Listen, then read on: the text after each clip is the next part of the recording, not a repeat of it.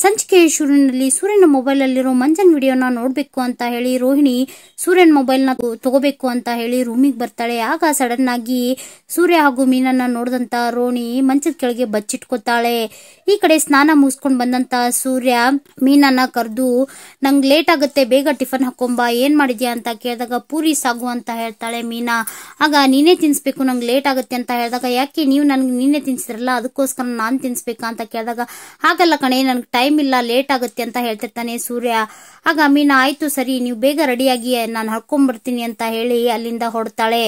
ಈ ಕಡೆ ಸೂರ್ಯ ಖುಷಿಯಾಗಿ ರೆಡಿ ಆಗ್ತಾ ಇರ್ತಾನೆ. ಮಂಚದ ಕೆಳಗಡೆ ಬಚ್ಚಿಟ್ಕೊಂಡಂತ ರೋಹಿಣಿ ಸೂರ್ಯನ್ ಮೊಬೈಲ್ ನ ಚೆಕ್ ಮಾಡ್ತಿರುವಾಗ ಆ ಮೊಬೈಲ್ ಅಲ್ಲಿ ಮಂಜ ಹಾಗೂ ಕಾಗೆ ಸುಬ್ಬ ಇಬ್ರು ಸೇರ್ಕೊಂಡು ಶಾಂತಿ ದುಡ್ಡನ್ನ ಕದ್ದಿದ್ ವಿಡಿಯೋ ಇರುತ್ತೆ. ಅದನ್ನ ನೋಡಿದಂತ ರೋಹಿಣಿಗೆ ಶಾಕ್ ಆಗುತ್ತೆ.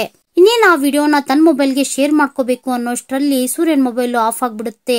ಆಗ ರೋಹಿಣಿ ಇದೇನಿದು ಈ ಟೈಮಲ್ಲಿ ಆಫ್ ಆಯ್ತು ಅಂತ ಹೇಳಿ ಗೊಣಗ್ತಾ ಇರ್ತಾಳೆ. ಹೊರಗಡೆ ಹಾಲಲ್ಲಿ ಸೋಫಾದ ಮೇಲೆ ಕುಳಿತಂತ ಮನೋಜ ರೋಹಿಣಿ ಅಂತ ಕೂಗ್ತಾ ಸೂರ್ಯ ರೋಹಿಣಿ ಇದ್ರೆ ಕರಿಯೋ ಅಂತ ಹೇಳಿ ಕೂಗ್ತಾ ಇರ್ತಾನೆ. ಅದನ್ನ ಕೇಳಿಸ್ಕೊಂಡಂತ ಸೂರ್ಯನ್ಗೆ ಕೋಪ ಬರುತ್ತೆ.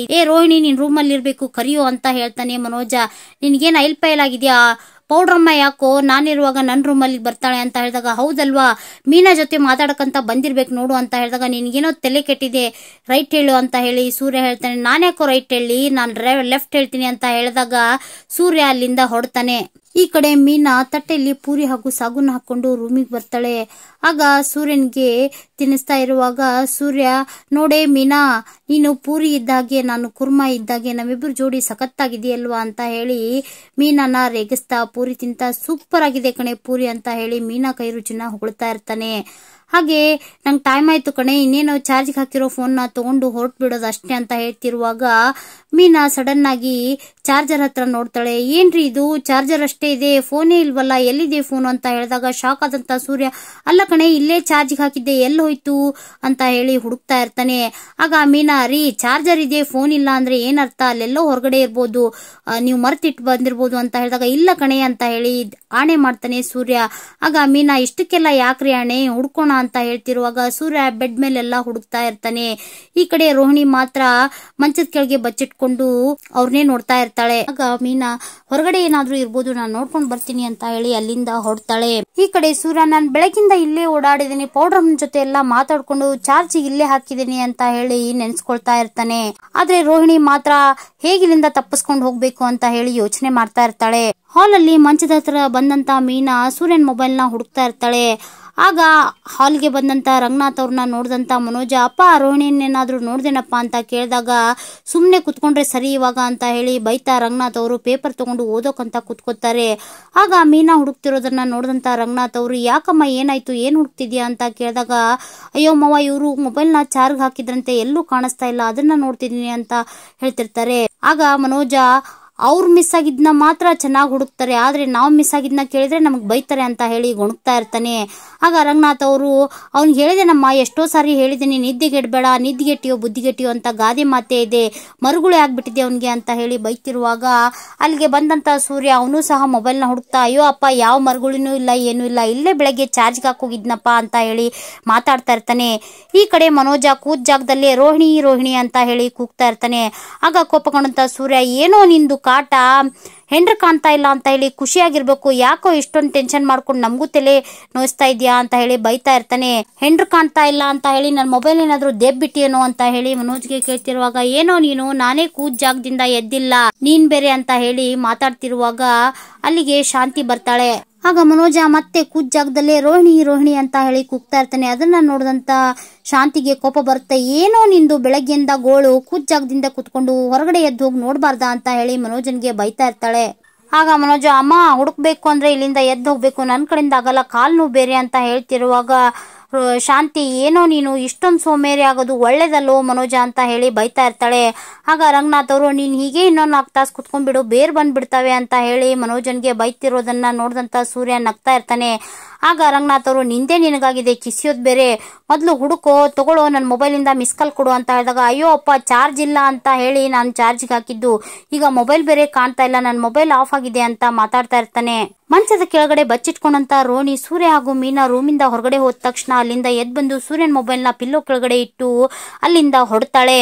ಈ ಕಡೆ ಸೂರ್ಯ ಮೀನಾ ಹಾಲ್ ಅಲ್ಲಿ ಮೊಬೈಲ್ಗೋಸ್ಕರ ಮಂಚದ ಮೇಲೆಲ್ಲ ಹುಡುಕ್ತಾ ಇರ್ತಾರೆ. ಆಗ ಹೊರಗಡೆಯಿಂದ ಬಂದ ರೋಹಿಣಿನ ನೋಡಿದ ತಕ್ಷಣ ರಂಗನಾಥ್ ಅವರು, ಏನಮ್ಮ ಎಲ್ಲಿ ಹೊರಟೋಗಿದ್ದೆ ನೀನು, ಅಲ್ಲೊಂದ್ ಜೀವ, ನೀನ್ ಇಲ್ದನೆ ಜೀವನೇ ಹೋಯ್ತೇನೋ ಅನ್ನೋ ರೀತಿ ಒದ್ದಾಡ್ತಿದ್ದೆ ಅಂತ ಹೇಳ್ತಿರುವಾಗ, ಇಲ್ಲ ಮಾವ ಇಲ್ಲೇ ಹೊರಗಡೆ ಫೋನಲ್ಲಿ ಮಾತಾಡ್ತಿದ್ದೆ ಅಂತ ಹೇಳ್ತಾಳೆ ರೋಹಿಣಿ. ಆಗ ಸೂರ್ಯ ಕೆಸರು ಕಾಣದೇ ಇರೋ ಹಂದಿ ತರ ಒದ್ದಾಡ್ತಾ ಇದ್ದಾನೆ ಅಂತ ಹೇಳಿ ಮಾತಾಡಿದಾಗ ಅದನ್ನ ಕೇಳಿಸ್ಕೊಂಡಂತ ರೋಹಿಣಿಗೆ ತುಂಬಾ ಕೋಪ ಬರುತ್ತೆ. ಏನ್ರಿ ನೀವು, ಅತಿ ಆಯ್ತು ನಿಮ್ದು ಅಂತ ಹೇಳಿ ಬೈತಾಳೆ ರೋಹಿಣಿ. ಆಗ ಸೂರ್ಯ, ಹೋಗಮ್ಮ ಹೋಗು, ಪಾಪ ಮಗು ಅಳ್ತಾ ಇದೆ, ಸಮಾಧಾನ ಮಾಡೋಗು ಅಂತ ಹೇಳಿದಾಗ ರೋಹಿಣಿ ಅಲ್ಲಿಂದ ಮನೋಜನ ಹತ್ರ ಬರ್ತಾಳೆ. ಯಾಕೆ ಮನೋಜ್ ಏನಾಯ್ತು ಅಂತ ಕೇಳಿದಾಗ, ಎಲ್ಲೋಗಿದ್ದೆ ರೋಹಿಣಿ ನೀನು, ಬೆಳಗ್ಗಿಂದ ಕೂಗ್ತಾನೆ ಇದ್ದೀನಿ ಅಂತ ಹೇಳಿದಾಗ, ಇಲ್ಲ ಮನೋಜ್ ಕಾಲ್ ಬಂದಿತ್ತು ಹೊರಗಡೆ ಹೋಗಿದ್ದೆ ಅಂತ ಹೇಳ್ತಾಳೆ. ನನಗೆ ನೀರ್ ಬೇಕಾಗಿತ್ತು, ನೀರ್ ತಂದ್ಕೊಡು ಅಂತ ಹೇಳಿದಾಗ ಆಗ ರೋಹಿಣಿ, ಅಷ್ಟೇನಾ ಮನೋಜ್ ಅಂತ ಹೇಳಿ ನೀರ್ ತಗೊಂಡ್ಬರಕಂತ ಒಳಗಡೆ ಹೋಗ್ತಾಳೆ. ಆಗ ರಂಗನಾಥ್ ಅವರು ಹೋಗಿ ಇನ್ನೊಂದ್ಸಲಿ ರೂಮಲ್ಲೆಲ್ಲ ಸರಿಯಾಗಿ ಹುಡುಕಿ ಅಂತ ಹೇಳಿದಾಗ ಸೂರ್ಯ ಮೀನಾ ಮತ್ತೆ ರೂಮಿಗೆ ಬರ್ತಾರೆ. ಆಗ ಮೀನಾ ಹುಡುಕ್ತಿರುವಾಗ ಪಿಲ್ಲೋ ಕೆಳಗಡೆನೆ ಮೊಬೈಲ್ ಇರೋದನ್ನ ನೋಡಿದಂತ ಮೀನಾ, ಬನ್ರಿ ಅಂತ ಹೇಳಿ ಸೂರ್ಯನ ಕರೆದು, ಇಲ್ಲೇ ಇದೆಯಲ್ಲ ಅಂತ ಹೇಳ್ತಾಳೆ. ಅಲ್ಲ ಕಣೆ, ಆಗ್ಲೇ ಎಲ್ಲ ತೆಗೆದು ಹುಡುಕಿದ್ನಲ್ಲ, ಇಲ್ಲೇಗ್ ಬಂತು ಅಂತ ಕೇಳ್ತಿರ್ತಾನೆ ಸೂರ್ಯ. ನಡ್ಕೊಂಡ್ ಬಂತು ಅಂತ ಹೇಳ್ತಾ ಸೂರ್ಯನ ಮೇಲೆ ರೇಗ್ತಾ ಇರ್ತಾಳೆ ಮೀನಾ.